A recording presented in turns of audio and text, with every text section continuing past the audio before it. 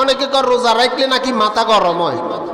আল্লাহ কর রোজা রাখলে লাআল্লাকুম তাত্তাকুন, তার ভিতরে তাকওয়া সৃষ্টি হয়। আর আঙ্গো কর রোজা রাখলে মাথা গরম হয়। তার মানে এতে আল্লাহর হুকুম মানে না, এতে আল্লাহর বিধানের লগে এতে দ্বিমত পোষণ করছে। রোজা রাখলে মাথা থাকবো গরম না ঠান্ডা?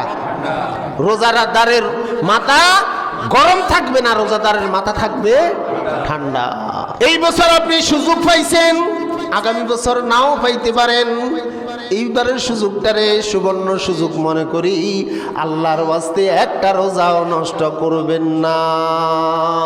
খবরদার, নিজে চিন্তা করেন। আল্লাহর ওয়াস্তে আপনাদের কাছে আমি পায়ে হাত দিয়ে বলবো, একটা রোজাও নষ্ট করবেন না। তবে মনে রাখবেন, যারা রোজা নষ্ট করেন, যারা একটা রোজা ইচ্ছাকৃত নষ্ট করবেন, একটা রোজার জন্য কাফারা হচ্ছে 60টা রোজা। কয়টা? একটা রোজার জন্য কাফারা দিতে হবে কয়টা রোজা? 60টা। এই 60টা রাখতে গিয়ে যদি কোনো রকমের ইজ্ঞা ভাঙ্গেন, আবার 60টা। তার মানে শরীয়ত এখানে কি হার্ড বলা হয়েছে। যারা ইচ্ছাকৃত একটা রোজা নষ্ট করবেন, একটা রোজার জন্য কাফারা হচ্ছে 60টা। ওই 60টা রাখতে যাই যদি কোনো রকমের আবার আজ্ঞা ভাঙ্গেন, আবারও কোগা 60টা। রোজা নষ্ট করা যাবে।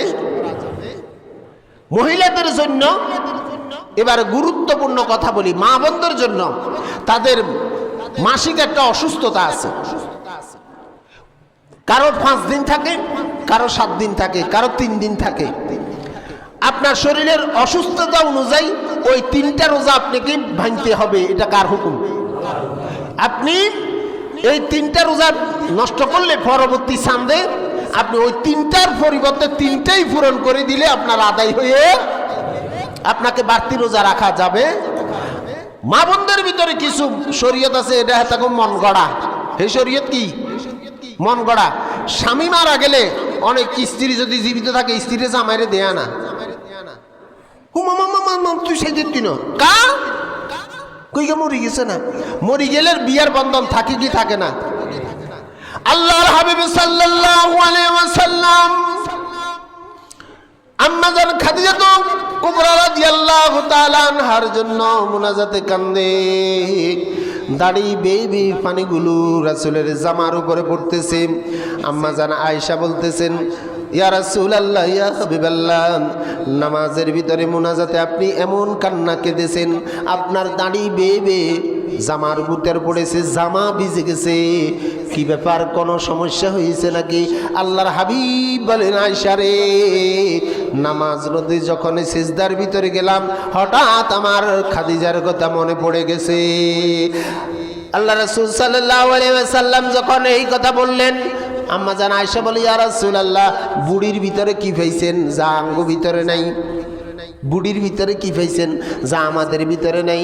আল্লাহ রাসূল বলতেছেন, আয়েশা, দ্বিতীয়বার আমার খাদিজার কথা তো বলবা না। আমার খাদিজা যদি জীবন্ত থাকতো, আমি আর একটা স্ত্রী গ্রহণ করতাম না।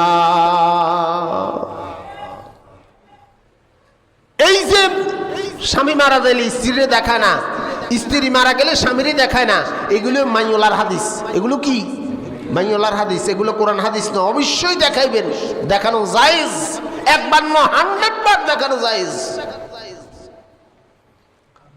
অনেক সময় মহিলারা বিভিন্ন টেকনোলজি পদ্ধতি ব্যবহার করি তাদের যে শরীরে যে অসুস্থতা আছে, ওই অসুস্থতাকে বন্ধ রেখে পুরা ব্যাকের লগে একসাথে রোজা বগুণ আদায় করিয়া লায়।